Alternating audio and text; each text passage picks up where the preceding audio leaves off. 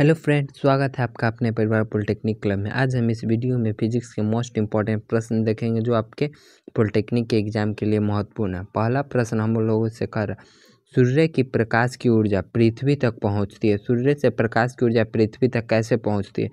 चालन विधि द्वारा, संवहन विधि द्वारा, विकिरण विधि द्वारा या चालन एवं संवहन विधि द्वारा। तो सूर्य से जो ऊष्मा हम लोग के पृथ्वी तक पहुँचती है तो वो है विकिरण विधि के द्वारा ही सूर्य से हमारी ऊष्मा पृथ्वी तक पहुंचती है। अगला प्रश्न हम लोगों से कह रहा है, ऊष्मा सबसे तेज़ी से संचारित होता है, मतलब सबसे तेज़ी से ऊष्मा कैसे संचारित होता है? तो सबसे तेज़ी से संचारित होने के लिए विकिरण जो है सबसे तेज़ी से ऊष्मा को संचारित करता है। अगला प्रश्न अब हम लोगों से कह रहा है, पूर्णतः कृष्ण पिंड की अवशोषकता होती है। तो पूर्णतः कृष्ण पिंड की अवशोषकता 1 होती है, यानी कि ऑप्शन नंबर ए हमारा करेक्ट आंसर है। अगला प्रश्न हम लोगों से कह रहा है, कंबल से ढकने पर बर्फ नहीं पिघलता है। कंबल से ढकने पर बर्फ क्यों नहीं पिघलता है?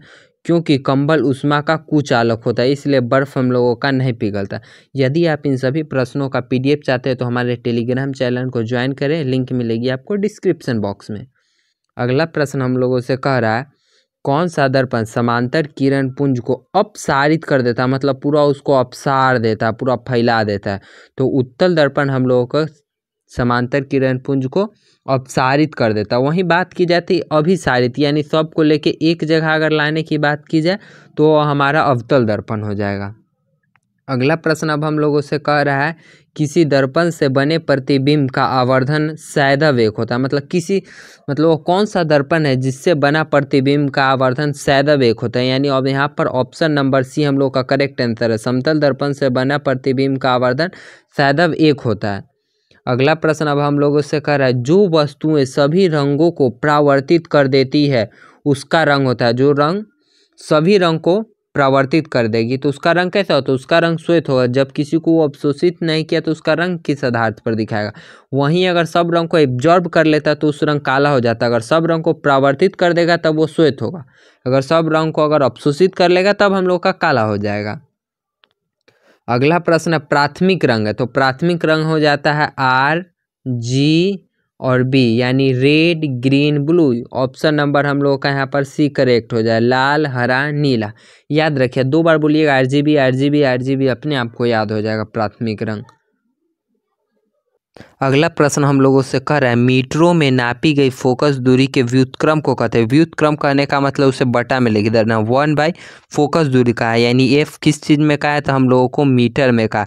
तो हम लोग ये फार्मूला जानते हैं, P = 1/F, यानी कि व्युत्क्रम है। व्युत्क्रम में लिख दें, यानी P से हम लोग को डिनोट करते हैं लेंस की क्षमता को, यानी ऑप्शन नंबर ए हम लोगों का करंट होगा। लेंस की क्षमता जो होती है फोकस दूरी के व्युत्क्रम होती है मीटर में। अगला प्रश्न हम लोगों से कर रहा है, मनुष्य की आंख वस्तु का प्रतिबिंब आंख के किस भाग पर बनाती है? हम लोग जो किसी वस्तु को देखते हैं तो उसका प्रतिबिंब हम लोग के किस भाग पर बनती है? आइरिस पर, रेटिना पर, पुतली पर या कॉर्निया पर?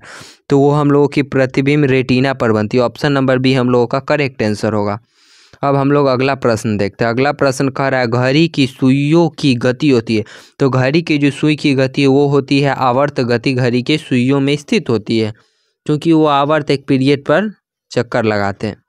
अगला प्रश्न हम लोगों से कह रहा है, निकट दृष्टि दोष वाले व्यक्ति के लिए प्रतिबिंब बनता है।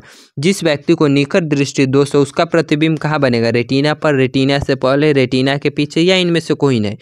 तो जिसे निकट दृष्टि दोष रहेगी उसका प्रतिबिंब रेटिना से हम लोग का पहले बन जाएगा। अगर यही उपचार की बात की जाए, निकट दृष्टि दोष है तो हम उसे कौन सा लेंस देंगे तो उसे ठीक हो जाएगा?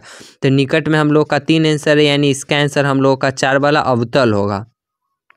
वहीं अगर दूर की बात की जाती है तो दूर में 2 अक्षर है तो उसका आंसर उत्तल हो जाता है, क्योंकि उत्तल में 3 अक्षर है। हम लोग याद रखेंगे यहाँ पर हमेशा 2 का 3 होता है और 3 का 4। अगला प्रश्न अब हम लोगों से कह रहा है, हमारी गैलेक्सी की आकृति है, तो हमारी गैलेक्सी की आकृति सर्पिली हो जाती है। मोस्ट इंपॉर्टेंट प्रश्न है ये आपका। अगला प्रश्न अब हम लोगों से कह रहा है, सबसे बड़ा ग्रह, सबसे बड़ा ग्रह के नाम पर हम लोग का बृहस्पति ग्रह जो हमारे सोलर सिस्टम में सबसे बड़ा ग्रह है। अगला प्रश्न, तारों के बड़े बड़े गुच्छे को कहते हैं, तो तारे के बड़े बड़े गुच्छे को हम लोग गैलेक्सी कहते हैं। अब अगला प्रश्न को हम सभी लोग देखते हैं। वीडियो पसंद आ रहा हो तो आप लोग लाइक जरूर करिएगा। विद्युत शक्ति का एसआई मात्रक है। विद्युत शक्ति का एसआई मात्रक हम लोगों का वाट हो जाता है। अगला प्रश्न है जूल का मात्रक है, मतलब जूल में इनमें से किसका मात्रक है? तो कार्य और ऊर्जा दोनों का मात्रक जूल होता है। यह प्रश्न आपके एग्जाम में कई बार पूछा जा चुका है। अगले प्रश्न को हम लोग देखते हैं। निर्वात में स्वतंत्रता पूर्वक गति करते हुए सभी पिंडों में होता है। तो निर्वात में अगर स्वतंत्रता पूर्वक कोई पिंड गति कर रहा है तो उसका त्वरण समान होता है, यानी ऑप्शन नंबर बी हम लोगों का करेक्ट आंसर होगा। अगला प्रश्न है पृथ्वी की सतह पर से प्लायन वेग का मान होगा। प्लायन वेग मतलब कि आप ये हमारा धरती है, धरती को छोड़कर आप अंतरिक्ष में जाना चाह रहे हैं तो उसके लिए कितना वेग यानी वेलोसिटी लगेगी, वही हम लोग का प्लायन वेग होता है। तो धरती से अगर हमें छोड़ के जाना है तो 11.2 किलोमीटर प्रति सेकेंड वेग से जाएंगे तभी हम धरती के गुरुत्वाकर्षण को पार कर सकेंगे, यानी option number B correct answer होगा। वही ऑप्शन नंबर सी की बात करें 2.37, तो ये हमारा चंद्रमा पर से प्लायन वेग। अगर चंद्रमा पर से किसी वस्तु को उसका गुरुत्वाकर्षण को पार करना है तो 2.37 किलोमीटर प्रति सेकेंड से निकलेंगे तब हम लोग मून पर से प्राप्त करेंगे। लेकिन आपका यहाँ पर पृथ्वी वाला प्रश्न मोस्ट इंपॉर्टेंट हो जाता है, इसलिए आप मून भी याद कर सकते हैं। वीडियो पसंद आ रहा हो तो वीडियो को लाइक करिएगा। अगर आप PDF चाहते हैं तो हमारे टेलीग्राम चैनल को ज्वाइन करिए, लाइक करिए, सब्सक्राइब करिए और शेयर करिए। धन्यवाद।